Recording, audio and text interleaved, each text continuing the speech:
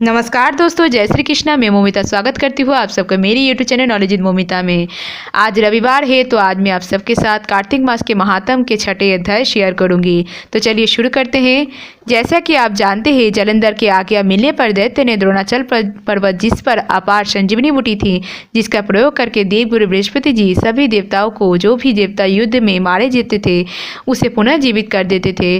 तो जब दैत्य को जलंधर ने आज्ञा दी कि द्रोणाचल पर्वत उठाकर समुद्र में फेंक दो, तो दैत्य ने संपूर्ण द्रोणाचल पर्वत उठाकर समुद्र में फेंक दिया। उसके बाद देवगुरु बृहस्पति जी जब फिर से युद्ध आरंभ हुआ, तब संजीवनी बूटी लेने के लिए द्रोणाचल पर्वत पर आ पहुंचे, लेकिन वहां पर्वत नहीं था। तो देवताओं का संहार होता हुआ देखकर देवगुरु बृहस्पति घबरा गए। व्याकुल होकर देवगुरु बृहस्पति ने देवताओं से कहा, आप शीघ्र ही यहाँ से भागो, क्योंकि ये दैत्य जलंधर के अंश से उत्पन्न हुए हैं, इसलिए ये तुम्हारे मारे से अब नहीं मरेंगे। देवगुरु बृहस्पति जी की ये बात सुनकर देवताओं सब घबरा गए और भयभीत होकर भागने लगे। समस्त देवताओं दशों दिशाओं में जाकर छिपने लगे। तब दैत्यराज जलंधर ने जीत के नगारे बजाते हुए पूरे अमरावती में प्रवेश किया और देवताओं के भाग जाने पर अमरावती नगरी शुंभ व निशुंभ के हाथ सौंप के जलंधर देवताओं के पीछे सुमेरु पर्वत की ओर चल दिया। इंद्रादि और देवता जलंधर को अपनी ओर आते हुए देखकर भगवान विष्णु की स्तुति करने लगे। वह नतमस्तक होकर विनीत भाव से बोले, हे मत्स्य कच्छ आदि अनेक रूप धारण करके अपने भक्तों को दुखों का मिटाने वाले, हे सारी सृष्टि का पालन और संहार करने वाले, शंख चक्र गदा पद्म को धारण करने वाले, हे प्रभु आपको बारंबार नमस्कार है। हे लक्ष्मी रमना, हे दैत्य के नाश करने वाले, हे पीताम्बरधारी, हे शरणागत के रक्षक, आपको नतमस्तक नमस्कार है। जलंधर नामक दैत्य से पीड़ित होकर हम देवताओं के समस्त संतापों को हरने वाले, हम चंद्र सूर्य को दो नेत्र वाले आपको नमस्कार करते हैं। जो कोई भगवान की इस संकट नाशक स्तुति को पढ़ता है, उसके संकट भगवान स्वयं दूर कर देते हैं। सो हे राजा पृथु, भगवान देवताओं की स्तुति सुनकर और देवताओं के दुख को देखकर शीघ्रता से उठकर गरुड़ पर उठकर जाने लगे।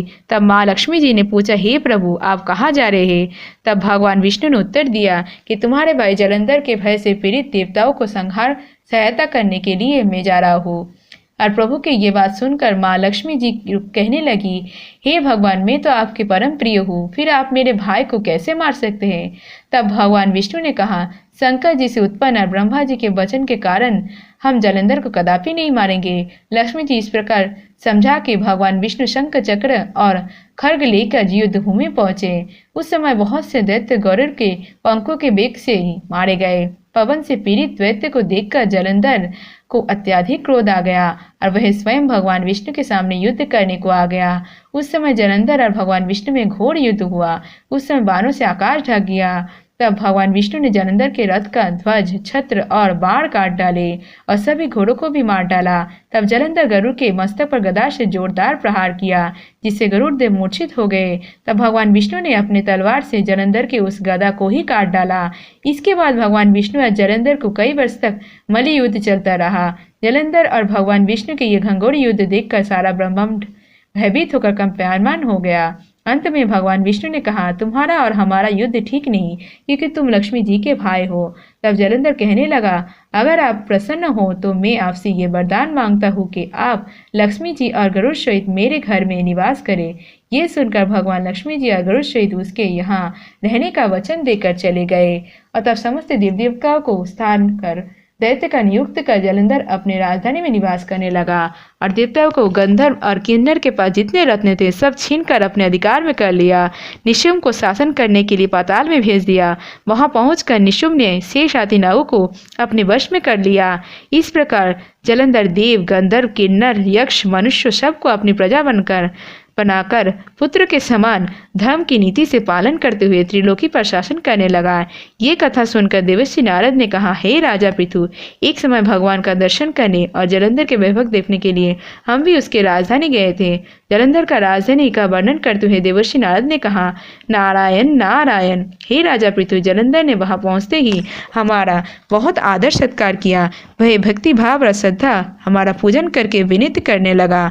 कहने लगा, महाराज, कहिए आपका आगमन किस अभिप्राय से हुआ है और मेरे लिए क्या आज्ञा है। हमने उससे कहा, दैत्यराज मैं कैलाश पर्वत पर गया था, वहाँ शिव जी और पार्वती जी का वैभव देख के मैं तो चकित हो गया। अब तीनों लोगों का भ्रमण करते हुए मैंने यहाँ आकर आपकी समृद्धि देखी है। आपकी और शिव जी के वैभव और समृद्धि में मुझे किसी प्रकार कोई अंतर नजर नहीं आता, परंतु तुम्हारा वैभव स्त्री रहित है। कामदेव के शत्रु, शरीर पर भस्म लेपन करने वाले वीतरागी और शिव जी के पास स्त्री रत्न के रूप में देवी पार्वती जी है। यद्यपि तुम्हारे पास भी अनेक सुंदर स्त्रियां हैं, उनमें से एक भी ऐसी नहीं जिसकी तुलना पार्वती जी से किया जा सके। इसलिए तुम्हारा सुंदर स्त्री से रहित इस अधूरा वैभव देख के यही निश्चित हुआ कि शिव जी के समान सारे ब्रह्मांड में किसी का वैभव नहीं है।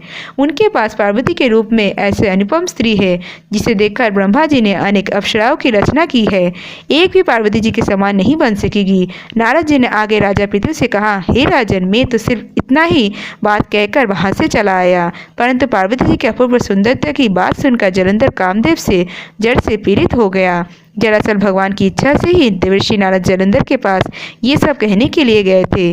देवर्षि की बात सुनकर उसने उस समय राहु को बुलाकर कहा, तुम अभी कैलाश पर्वत पर जाके शिव को हमारी आज्ञा सुनाओ कि त्रिलोकी के राजा अति पराक्रमी जलंधर ने आज्ञा दी है।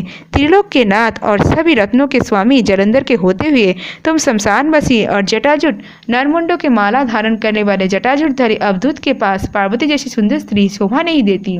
तीनों लोके के स्वामी होने के कारण सभी रत्न पर मेरा अधिकार है, क्योंकि पार्वती स्त्री रूप में रत्न है, इसलिए वह मेरे पास ही शोभित हो सकते हैं। जलंधर की आज्ञा पाके राहु उसी समय चंद्रमा के समान उज्जवल कैलाश पर्वत पर जा पहुंचे और अपनी भयंकर दृष्टि से देदीप्यमान कैलाश पर्वत को काला कर दिया। तब भगवान शिव के द्वारपाल नंदी द्वारा शिव जी के सम्मुख उपस्थित किए जाने के बाद राहु ने दैत्यराज जलंधर के उपयुक्त आज्ञा सुना दी है। राहु की ये बात सुनकर भगवान शिव के दोनों भ्रुकुटियां कमान के समान गुस्से से तर्ण हो गई।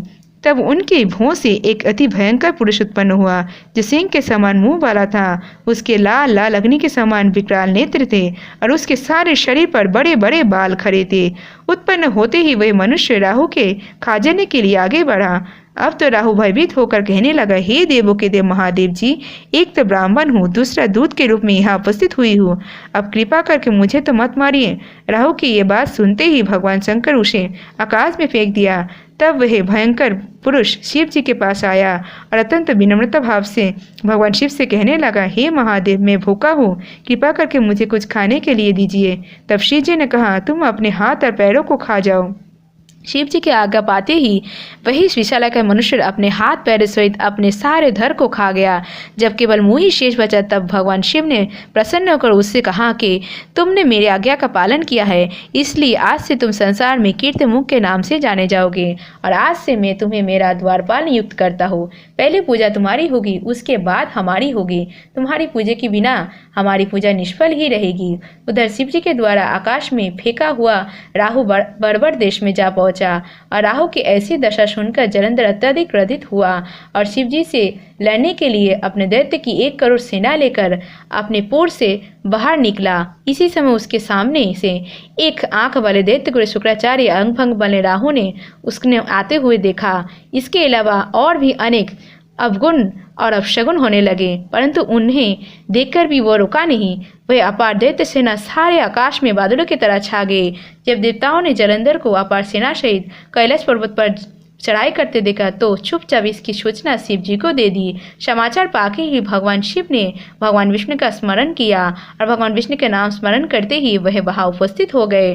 तब शिव जी भगवान विष्णु से कहा, हे नारायण, देवताओं के पीड़ा देने वाले इस महादैत्य को आपने क्यों नहीं मारा? इतना ही नहीं, और आप स्वयं ही इसके घर में भगवान लक्ष्मी श्री लक्ष्मी सहित रहने लगे, और इसका कारण क्या है? तब भगवान विष्णु ने उत्तर दिया, हे महादेव, ये महादैत्य असल में आपके शरीर के अंश से उत्पन्न हुआ है और लक्ष्मी जी का भाई है, इस कारण हमने उसको नहीं मारा। आज तो ये महादैत्य आपके हाथों से ही मारा जाएगा। भगवान विष्णु की ये बात सुनकर भगवान शिव कहने लगे, यह तेजस्वी दैत्य तो हमसे ऐसे नहीं मारा जा सकेगा, इसलिए इसको मारने के लिए आप अपना तेज मुझे प्रदान कीजिए। शिव जी के ये वचन सुनकर श्री विष्णु सहित समस्त देवताओं ने अपना अपना तेज शिव जी को दे दिया और शिव जी के उस तेज को इकट्ठा करके ज्वालामाली, सुदर्शन चक्र और एक वज्र बनाकर जालंधर से युद्ध करने के लिए तत्पर हो गए। इस युद्ध में समस्त देवतागण भी सम्मिलित हुए। उधर जालंधर अपनी सेना सहित कौलाशपुर जा पहुंचे और उधर कीर्तिमुख, नंदी आदि समस्त देवतागण युद्ध के मैदान में आ डटे। दोनों सेना में ऐसा घोर संघर्ष हुआ कि समस्त भूमंडल कंपायमान हो गया। युद्ध के मैदान में जितने दैत्य मरने लगे, सबको दैत्य गुरु शुक्राचार्य अपनी संजीवनी विद्या से उन्हें जीवित करने लगे। ऐसा दृश्य देखकर भूत आदिगण समस्त वृत्तांत भगवान शिव से कह सुनाया। तब शिव जी ने कंदर के समान मुख वाले महाभयंकर लाल जंघा नामक एक कन्या अपने मुख से उत्पन्न किया और वह कन्या हुंकार भरते हुए दैत्य को अपने मुख में डालते हुए श्री शुक्राचार्य जी को उठाकर आलोक हो गए। तब निर्भय होकर देवतागण दैत्य सेना को मारने लगे और गणों को इस मार से व्याकुल होकर दैत्य सेना भाग खड़े हुए। दैत्य सेना इस तरह भाग देखकर जालंधर के सेनापति सोम, निशुम और कालिनी ने आगे बढ़कर देव सेना पर प्रत्याक्रमण कर दिया। जब देव सेना दैत्य के मार से विचलित हो उठी, तब गणेश जी और सोम के बीच घनघोर संग्राम हुआ। दैत्य के पराजित होता हुआ देख स्वयं जालंधर युद्ध क्षेत्र में आ गया और इसे देखकर वीरभद्र ने जालंधर के ऊपर अनेक प्रहार किया। कीर्तिमुख का एक नाम वीरभद्र भी है। तब जालंधर ने क्रोधित होकर अपना परेक उस पर मार दिया, उसके रथ के ध्वजा काट दी। तब जालंधर ने देव सेना पर भयंकर बाण वर्षा करके उसमें भाग दौड़ मचा दी। अपनी सेना की ये दशा देखकर स्वयं भगवान शिव नंदी पर सवार होकर युद्ध के मैदान में आ गए। उन्होंने तब तीव्र बाणों की वर्षा आरंभ कर दिए। शिव जी के प्रहारों से दैत्य सेना इस प्रकार भागने लगे जैसे कार्तिक मास के व्रत से पाप समूह भागने जाते हैं। उसी समय शिव जी ने अपने बाणों से और खरग रोमा का सिर काटकर पृथ्वी पर गिरा दिया। इसके पश्चात जैसे ही जालंधर आगे बढ़ा, शिव जी ने उसके रथ के घोड़ों और साथियों को मार गिराया। तब जालंधर खरग हाथ में लेकर पैदल ही शिव जी के और दौड़ा और शिव जी ने उसी समय आगे बढ़ के एक मुक्का उसके छाती पर मारा, जिससे जालंधर अचेत हो गया। तो अब जालंधर समझ गया कि शिव जी अजय है। अब तब उसने गंधर्व माया रच डाली। गंधर्व और अप्सरा युद्ध क्षेत्र में नृत्य और गाने लगे। शिव जी इस माया में फंसकर नाचने और गाने लगे। शिव जी को इस माया में फंसे हुए देखकर जालंधर महादेव जी का रूप धारण कर देवी पार्वती जी के पास गया और उसका सुंदर रूप देखकर उनका कामांध हो गया और पार्वती जी शिव जी का आया देखकर खड़ी हो गई और तभी इस राक्षसी माया को पहचान कर वहां से अंतर्धान हो गई। तब न्यास जालंधर पुनः युद्ध क्षेत्र में आ गया और उधर जालंधर के चले जाने पर देवी पार्वती जी ने जैसे ही भगवान विष्णु का स्मरण किया, वे तत्काल उपस्थित हो गए और उन्होंने जालंधर को शीघ्र मारे जाने का आश्वासन दिया। तब भगवान विष्णु विचार करने लगे, जालंधर स्वयं ही अपनी मृत्यु का रास्ता बता दिया है। ये दुष्ट वृंदा का पतिव्रता धर्म के कारण मर ही नहीं रहा, इसलिए देवताओं और भक्त की रक्षा करने के लिए हमको ही वृंदा को धर्म से डिगाने का ये घोर पाप करना पड़ेगा, क्योंकि ऐसा किए बिना तो ये दुष्ट नहीं मरेगा। इतने ही देर में शिव जी भी राक्षसी माया से मुक्त हो गए और जालंधर का आया देखकर उस पर बाण वर्षा करने लगे।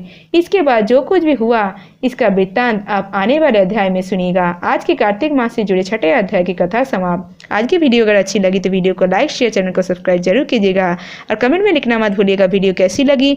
आज के लिए इतना ही, मैं मिलूंगी नेक्स्ट वीडियो में। तब तक के लिए tata bye, thanks for watching. Radhe Radhe, जय श्री कृष्णा।